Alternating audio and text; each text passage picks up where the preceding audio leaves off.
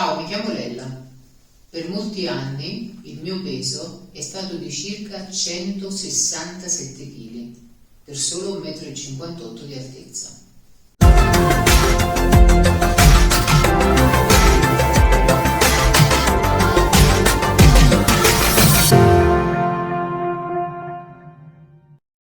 Proseguiamo questo video nel raccontare la probabile giornata di una persona fortemente obesa. È lunga la giornata di noi obesi. Una volta che siamo riusciti ad asciugarci, a vestirci, metteremo le scarpe.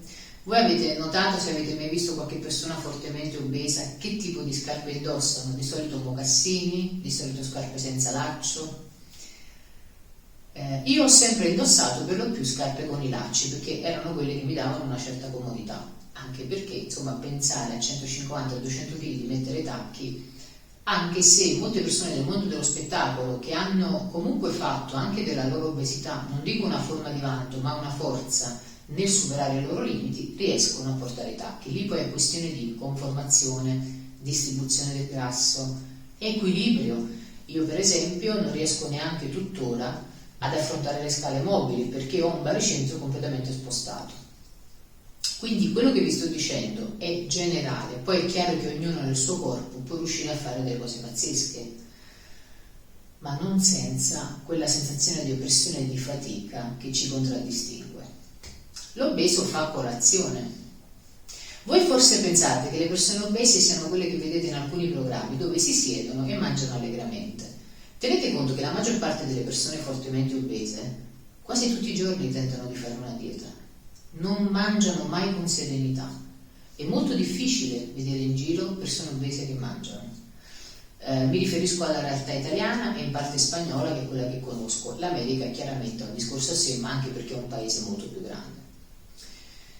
È tutto difficile, è tutto pesante, è tutto fuori misura, è tutto fatto continuamente di scelte. Sembra che non ci sia nulla di naturale, ma è possibile che sia una vita così tremenda? Eppure li vedete spesso sorridere. Ma voi cosa fareste al loro posto? Stareste tutto il giorno a lamentarvi o tentereste comunque in qualche modo di sopravvivere, esattamente come si fa con qualunque altra patologia? La difficoltà di un obeso. Stiamo parlando di un obeso che è ancora a casa. Avrà un lavoro? Nel momento in cui voi vi mettete alla guida, cosa fate? Io per tanti anni non ho potuto mettere la cintura di sicurezza. Non mi entrava. Non c'è l'aggiunta come c'è in aereo. Quando un obeso è a piedi, certo non va in bicicletta, non ci vai a 150-200 kg, e deve prendere un autobus. Sapete che quando l'autobus non era esattamente a livello col marciapiede, dovevo farmi forza per salire il gradino? Sapete che tremavo all'idea che qualcuno si sedesse accanto a me perché sapevo di occupare un posto in mezzo e non volevo recargli questo imbarazzo? Sapete che quando prendete un treno è terribile, soprattutto i treni regionali italiani, non ci stai dentro. Nei sedili degli aerei non ci stai dentro. E crea imbarazzo e problema anche ad altre persone che hanno il diritto di occupare il loro spazio. Lo spazio di un obeso diventa sempre più grande nel suo corpo, ma sempre più stretto nella sua vita, perché col fatto che non ci stai, un po' alla volta, lentamente, ma spesso inesorabilmente, smetti di fare le cose. Non ci sto nei sedili del treno, che problema c'è? Non prendo il treno. Non ci sto nei sedili di un aereo, non prendo l'aereo. Non mi va la cintura di sicurezza in macchina, mi danno la multa perché devono fare il loro lavoro, no? I poliziotti ti danno comunque la multa, smetto di guidare. Ma questo non apre le porte a bellissime camminate, apre le porte alla segregazione volontaria in casa. Quindi la persona obesa, che avrebbe paradossalmente bisogno di muoversi, di avere tanta vita attiva, a causa della sua stessa condizione smette un po' alla volta di farlo, adottando delle scuse. Nessun obeso vi dirà la verità. E caso strano, le persone attorno alle persone obese non ci riflettono. Un obeso trova i vestiti?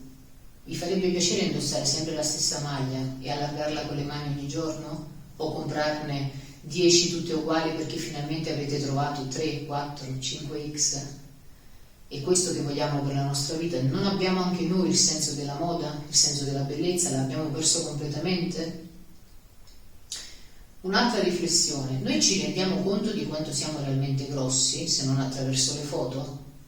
A un certo punto la tua immagine si allinea con un'immagine generale che dà il cervello per conservarti da un forte dolore, per cui tu ti vedi grasso, ma fino a un certo punto, che è lo stesso meccanismo delle persone che soffrono di anoressia. Non vedono la loro magrezza, anche quando toccano le ossa, non la sentono. È lo stesso meccanismo per cui tante persone che esteticamente sono sgradevoli non riescono a vedere quanto sono sgradevoli. Sì, ti vedi brutto, ma non così brutto. Ancora una volta il cervello cerca di proteggerci. Quindi, nel dubbio che la persona obesa riesca o meno a uscire di casa, ci si domanderà a un certo punto: ma alle persone obese viene dato un lavoro? Con questi video, con questa playlist, io vi voglio solo far riflettere. Vi ripeto, non sto cercando di attirare pietà, ma solo comprensione e capacità di ragionamento verso chi porta 2 o 3 volte ciò che dovrebbe essere, verso chi porta se stesso. E voglio far riflettere te che stai vedendo i miei video e che mi sto azzardando a dire delle cose così complesse ma in realtà così ovvie, che forse potrebbe essere importante, tra un ragionamento e l'altro, iniziare ad aprirsi e a raccontarsi, quantomeno alle persone che ami di più. Non c'è nulla di male. Se una persona non è malata a livello cerebrale, nel momento in cui gli dici che ti piacerebbe tanto uscire con lei, ma oggettivamente forse in quel tavolino e in quella sediolina di plastica da bar non ci stai, resterai stupito di come chi ti vuole bene magari non ci ha pensato, perché ti vede oltre ciò che vedono gli occhi. Resterai stupito delle risposte che ti daranno e delle soluzioni che proporranno. È chiaro che questa però non è una soluzione al vero problema, che è guarire. Ci vediamo al prossimo video.